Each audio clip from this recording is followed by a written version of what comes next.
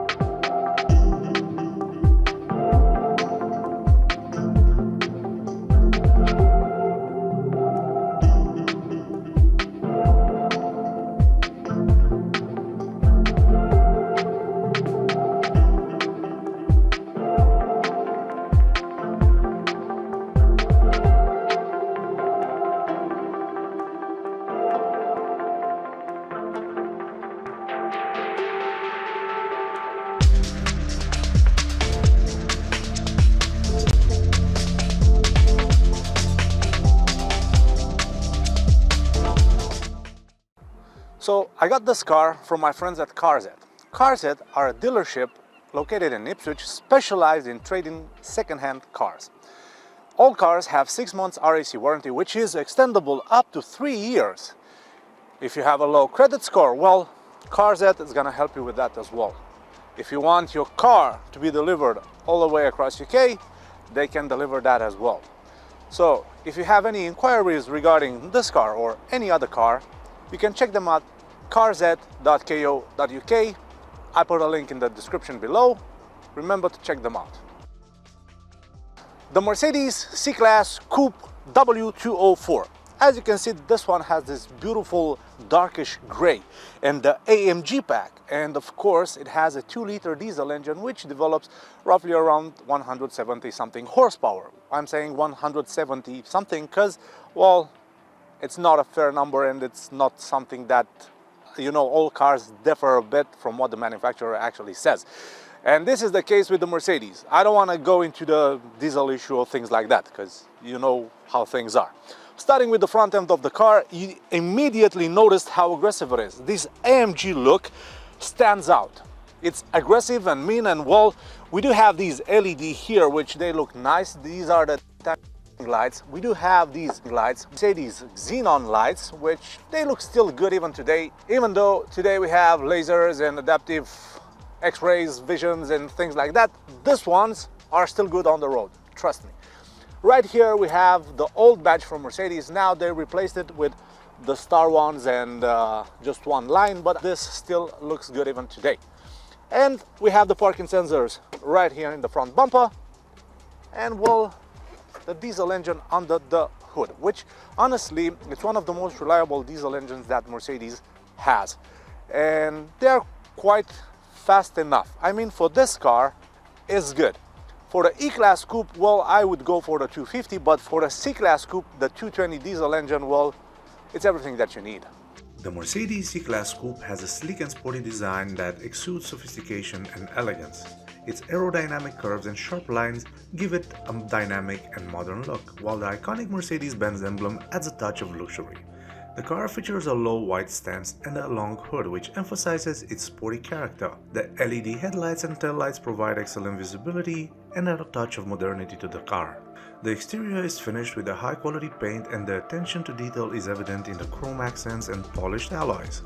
This car has a 2.1 diesel engine which develops 170 horsepower and 400 Newton meters. Also, it's connected to a 7-speed gearbox, which makes this car very economical as well. You can manage to do 49 and even above 50 miles per gallon, which means that you have a sporty, luxurious coupe and you're not gonna break the bank driving it every day. From this side, the Mercedes C-Class is not as beautiful as the E-Class. Due to the fact that E-Class has pillarless doors, this one doesn't.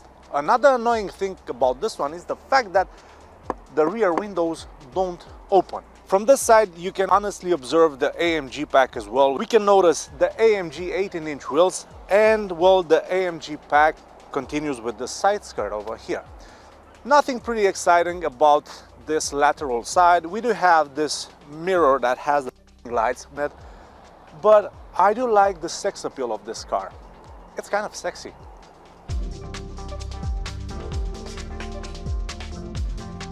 From the rear end, the Mercedes is standing out like a clown in the middle of the circus. What do I mean by this? Well, you do have this spoiler here, which looks awesome. These LED tail lights look nice. They've been updated somehow over the late older model. We have the parking sensors hidden right here in the rear bumper, and we have this black diffuser here. Now, I would have preferred that this would have a twin exhaust like the E-Class, but instead they went for the single exhaust on the left side. That is not bad, but I think it would have been more aggressive if the car would have had twin exhaust. Let's check out the boot of the Mercedes C-Class Coupe. We have the button right here. We pop open the boot, and well, this boot has around 400 liters of cargo, which is not that bad, considering that you can also drop the back seats and you can actually place longer items in your Mercedes. Now, this car has 110,000 miles. It's advertised for 8.5 grand, and well, you can find it on Carzet. Regarding the practicality of this car, I can honestly say that even though it is a coupe, I think it's quite spacious. It can deliver anywhere for adults, well, in quite good comfort. So let's jump in the interior of the C-Class Coupe.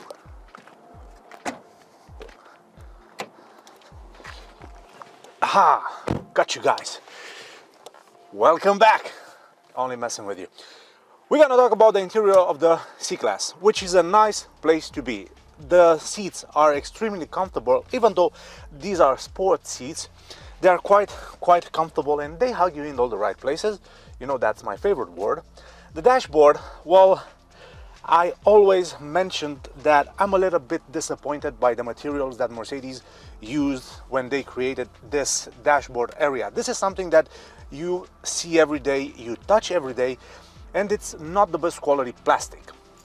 They replaced these buttons over here because the older model, if you can remember, had some hideous blank buttons, and probably someone think that, okay, we need to change that. I don't know why they didn't change this. But anyway, we do have this beautiful aluminum trim here all over the dashboard, which continues all the way around the gear shifter. Now, this car has the old gear shifter. In the newer models, you can actually notice that they move the gear shifter right here in the steering column. The steering wheel is very nice, it's very sporty. You do have these paddle shifters over here. The quality of the buttons, they are quite nice. And you do have this flat bottom over here. One thing that I do like about the steering wheel is the fact that it has this twin leather combination between normal leather and this perforated leather, which gives it more of a sporty look. The climate controls are standard all the way back from the old Mercedes. In the E-Class, they've changed it, but somehow they kept it in this one and even in the CLS. I don't know why they designed this or why they kept this, because this is kind of an old dated look, but somehow it works here with these aluminum buttons. The infotainment system, I don't want to go on that rabbit hole, because the infotainment system of the Mercedes is way behind the competition. I mean, the screen is literally smaller than my phone. So my phone is actually bigger than the infotainment system of this car. This is not a bad thing if you consider, but think a bit. The BMW has a screen something like this. The Audi, well, a little bit smaller.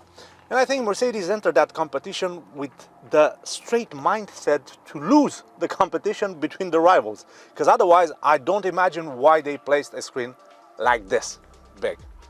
Anyway, moving along from that, we do have this black rooftop, which signals that you have the AMG pack, and all the AMG cars come with the black rooftop. The seats have this beautiful blue stitching and white stitching all over them, and I kind of dig it. It makes it more elegant, and although it's a combination between leather and suede, somehow they're in a very good shape. So kudos for that, Mercedes. You have good quality seats. Other than that, we do have this arm rest here, which you have a USB charger, and it's fairly big. It's not the biggest one in the market, but it's fairly big. The cup holders are hidden here in this area, which I find quite interesting. Somehow, if you remember the old Mercedeses, they had some complicated system of cup holders. You would press a button and something would come out, and with another thing on top. It looked like transformers, but they simplified this and they just left it like this. The gauge cluster, it's similar to any Mercedes from this era. The only thing that actually they've changed, in the middle of the gauge cluster, they actually placed a colored screen. Now I have to tell you that the gauge cluster, the screen in the gauge cluster looks better than the display in the infotainment system. So you can be the judge of that. Part of having a two-door car, it's getting into the back seats, which, as you can see, I'm not a fluffy person. I think I'm quite ordinary by my looks. I am a little bit tall. I have like 5'10"-ish, and I want to jump into the back seats of the Mercedes, which I think this is funny, because I'm gonna be right here and hello. So in the back seats, there's not too much room. I have to be honest with that. So on this side, the seat is exactly adjusted as I sit. So I'm gonna move around a bit. Bloody hell. Actually, it's not that bad. You can see that I do have a decent amount of leg room. Now, what I don't have here is headroom. If I want to sit comfortable, I have to sit like this, and even though my hair is a little bit bigger on top than on its sides, I still hit the roof. So if you are taller than 5'8", this is not a very comfortable place to be. Even though the seats are comfortable, you just don't have enough headroom here. Another annoying part is the fact that you don't have an armrest. So what can I say about that? I don't know if I'm fussy or pretentious or I want everything in my cars, but anyway, I think if you buy a C-Class, I don't think you ever think of the persons that are gonna sit behind you, because you get a two-door car for you, for your missus, for your wife, or for your mistress. Depends on what you have, depends on what each one of us has. And I think that's the reason they didn't even think of putting an armrest here, because they were probably some engineers at the Mercedes factory were thinking, who the hell is gonna sit in the back seat of our C-Class? So probably they didn't figure out who would actually fit in here, and well, they didn't bother putting anything. But what's interesting is that you do have two cup holders here. Every detail, even in the back seats, are exactly as beautiful and elegant as the front seats. So somehow it's a shame that they didn't really think to put something here like the armrest to make it a little bit more comfortable. We have in the central console, we do have this air vent, which unfortunately it has just one feature: close and open.